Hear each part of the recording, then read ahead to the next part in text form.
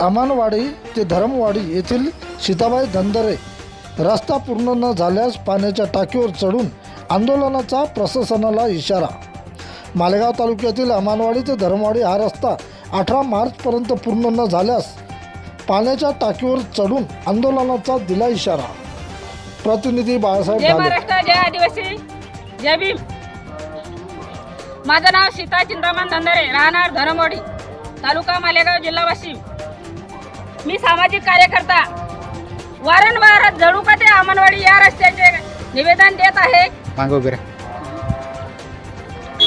तरी पण आजपर्यंत हे काम झालेलं नाही आहे आणि आज जे धमधमीचे काम चालू आहे तर त्या कामाचा म्हणजे इतकं खराब काम चालू आहे। खाली डांबर नाही, फक्त वरून गिट्टी आतरत आहे आणि इथं मी सक्षम सगळ्या गावकऱ्या समोर इथं उभी आहे आणि सगळं पूर्ण काम बोगस चालू आहे।